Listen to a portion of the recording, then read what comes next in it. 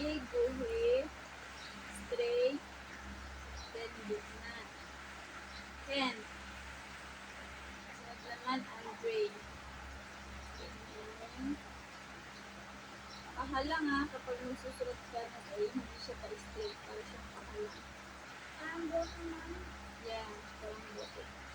Ganyan. And ulit. Tapos D. It's like a half donut. And then straight na guhit. Tapos R. Tapos E. And then I. Meron ka ng Ken Andre. Middle initial mo, F. F stands for Carol. Last name mo, anong last name mo? Utay. E.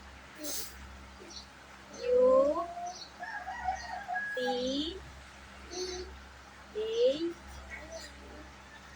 L. Yay!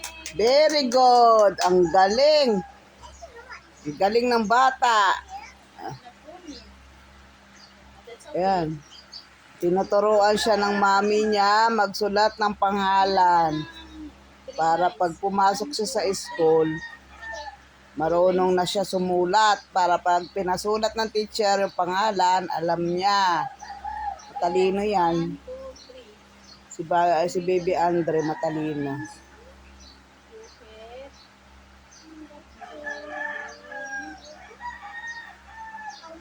That's A ha. Ang galing ni Baby Andre. J. E. Ayan.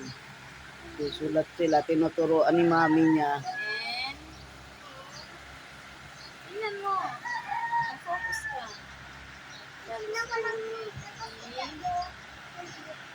T. Tapos A. N. B. R. E. I.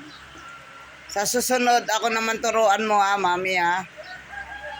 Para pag pinasulat sa akin ni Andre yung pangalan ko, marunong na ako. Tapos, last name, P, U, T, A, L. Galing, very good. Mag-draw ka na kahit ano. Very good.